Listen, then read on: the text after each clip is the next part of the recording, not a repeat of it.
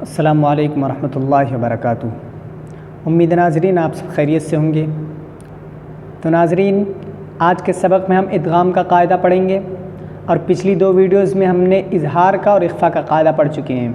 جو حضرات اس ویڈیو کو نہیں دیکھیں، اس چینل پر پلے لسٹ کی شکل میں موجود ہے، آپ وہاں سے اسے دیکھیں، اسے سمجھیں اور اپنے ذہن میں بٹھائیں کہ نون ساکن اور تنوین کے بعد کون سے حرف آئیں گے تو اظہار ہوگا، کون سے حرف آئیں گے تو اخفاء ہوگا۔ اور یہاں پہ بھی نون ساکن اور تنوین کے بعد ہی قاعدہ ہے، کیونکہ نون ساکن اور تنوین کے 4 قاعدے ہیں۔ نمبر 1 اظہار، نمبر 2 اخفاء، نمبر 3 ادغام، نمبر 4 اقلاب۔ یہ 4 قاعدے ہیں نون ساکن اور تنوین کے، یعنی نون ساکن اور تنوین کے بعد آنے والے حرف جو ہیں یہ 4 قاعدے ہیں، ٹھیک ہے۔ تو نون ساکن اور تنوین کے 4 قاعدے ہیں، 2 قاعدوں کا ہم نے پڑھ چکا ہے، اور آج تیسرا قاعدہ ادغام کا پڑھیں گے۔ تو چلیے بلا تاخیر کیے ہوئے اپنے سبق کو شروع کرتے ہیں۔ آپ سے درخواست ہے کہ اگر چینل پہ نئے ہیں تو چینل کو ضرور سبسکرائب کریں اور اپنے دوست و احباب سے ضرور شیئر کریں۔ تو چلیے اپنے سبق کی طرف بڑھتے ہیں۔ بسم اللہ الرحمن الرحیم۔ نون ساکن اور تنوین کے بعد اگر حروف یرملون یعنی یا، را، میم، لام، واو، نون، ان 6 حرفوں میں سے کوئی بھی حرف آ جائے تو وہاں پہ ادغام ہوگا، ٹھیک ہے۔ نون ساکن اور تنوین کا ادغام ہوگا۔ کیسے ہوگا یہ سنیے، ایک مرتبہ 6 حرفوں کو پھر سے گنا دیتا ہوں تاکہ آپ اسے یاد کر سکیں۔ یا، را، میم، لام، واو، نون، ٹھیک ہے۔ ان 6 حرفوں کو اچھے سے یاد کر لیں، ان کا نام ہے حروف یرملون، ٹھیک ہے۔ نون ساکن اور تنوین کے بعد اگر ان 6 حرفوں میں سے کوئی حرف آ جائے تو نون ساکن اور تنوین کو ادغام کے ساتھ پڑھیں گے۔ کیسے ادغام کریں گے یہ دیکھیے، اس میں ادغام ہوگا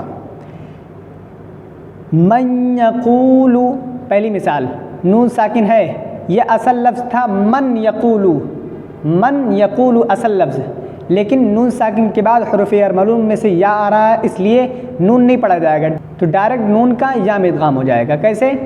من یقول، من یقول، من یقول، ٹھیک ہے۔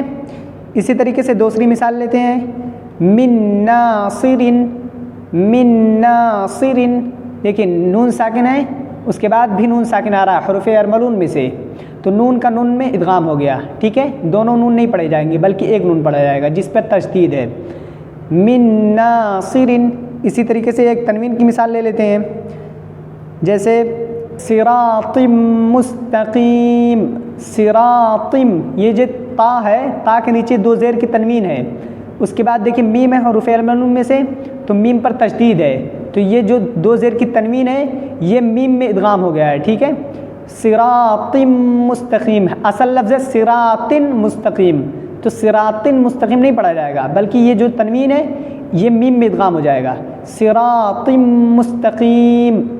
اسی طریقے سے ایک اور مثال لیتے ہیں، جنات وعیون، دیکھیے تا کے نیچے 2 زیر کی تنوین ہے، اس کے بعد واو ہے حروف یرملون میں سے، تو یہاں پہ بھی تنوین کو حروف یرملون کے واو میں ادغام کر دیں گے، جنات وعیون، اچھے طریقے سے سمجھیں، ٹھیک ہے۔ اور یہ جو ہیں یہ 6 حرف ابھی میں نے بتایا ہے، یہ 4 حرفوں میں صرف غنہ ہوتا ہے اور 2 حرف میں نہیں ہوتا ہے۔ 4 حرف کون سے؟ یا، نون، میم، واو، جن کا مجموعہ ینمو ہے، ان 4 حرفوں میں غنہ ہوگا، لیکن 2 حرفوں میں نہیں ہوگا۔ کون سے 2 حرف؟ لام اور را، اس میں غنہ نہیں ہوگا۔ اس کی مثال لیتے ہیں، جیسے من ربہم، من ربہم، یہ ہے اصل لفظ من ربہم، ٹھیک ہے۔ نون ساکن کے بعد حروف یرملون میں سے را ہے، اس لیے نون کا را میں ادغام ہو گیا، ٹھیک ہے۔ من ربہم، لیکن دیکھیں یہاں غنہ نہیں ہو رہا ہے۔ اسی طریقے سے لام کی مثال لیتے ہیں، من لدنہ، من لدنہ، یہ اصل لفظ تھا من لدنہ، لیکن نون کا لام میں ادغام ہو گیا، حروف یرملون میں سے لام آ رہا ہے، تو اس لیے نون نہیں پڑھا جائے گا، نون کا یہاں میں لام میں ادغام ہو گیا ہے، تو یہاں پہ بھی دیکھیے غنہ نہیں ہو رہا ہے، من لدنہ اظہار ہو رہا ہے، ٹھیک ہے۔ اسی طریقے سے اس کو اچھے طریقے سے مشق کریں، اور جب قرآن پڑھیں تو انہیں دیکھیں کون سے حروف کس لفظ کے بعد آ رہے ہیں، تنوین کے بعد، نون ساکن کے بعد۔ دیکھیے تنوین اور نون ساکن ایک ہی ہے، ٹھیک ہے، صرف لکھنے کے اعتبار سے دونوں کی شکلیں الگ الگ ہیں، لیکن آپ لکھیں گے تا نون زبر تن یا تا دو زبر تن، دونوں کی آواز ایک ہی آئے گی، ٹھیک ہے، آپ اس میں کنفیوز نہ ہوئیں، دونوں ایک ہی چیز ہیں۔ اور ایک چیز اور بتا دوں کہ نون ساکن اور تنوین کا ادغام اس وقت ہوتا ہے جب دونوں الگ الگ کلمے میں ہوں، یعنی ایک کلمے میں اگر رہیں گے تو ادغام نہیں ہوگا، اگر الگ الگ کلمے میں ہیں تو ادغام ہوگا۔ جیسے من یقول، من الگ کلمہ ہے، یقول الگ کلمہ ہے، تو نون کا یہاں میں ادغام ہو رہا ہے، ٹھیک ہے۔ اسی طریقے سے غفور الرحیم، تو غفور الگ کلمہ ہے، الرحیم الگ کلمہ ہے، تو را کا را میں ادغام ہو رہا ہے، حروف المرون میں سے را ہے جس میں بغیر غنہ ہوتا ہے، لام اور را میں سے را ہے، ٹھیک ہے، غفور الرحیم۔ تو آپ ان چیزوں کو یاد رکھیں کہ نون ساکن اور تنوین کا ادغام اس وقت ہوگا جب دونوں الگ الگ کلمے میں رہیں گے، ایک کلمے میں رہیں گے تو پھر اظہار ہوگا، اس کو اظہار مطلق بھی کہتے ہیں۔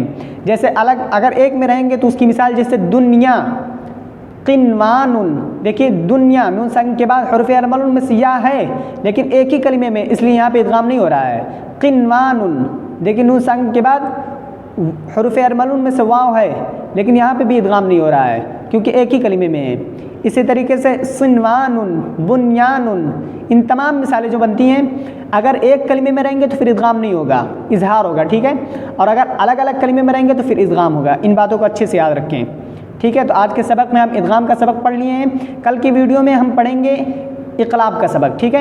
تو ان کو اچھے طریقے سے مشق کریں، اچھے طریقے سے سمجھیں اور اپنے ذہن میں بٹھائیں کہ کون سے حروف تنوین اور نون ساکن کے بعد آئیں گے۔ حروف المرون کو یاد رکھیں، حروف حلقی کو یاد رکھیں، حروف اخفا کو یاد رکھیں، ان تمام حروف کو اچھے طریقے سے اپنے ذہن میں بٹھا لیں، ٹھیک ہے۔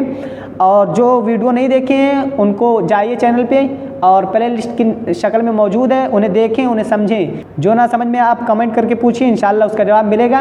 اور کل ملتے ہیں ایک نئے سبق کے ساتھ، تب تک کے لیے السلام علیکم ورحمۃ اللہ وبرکاتہ۔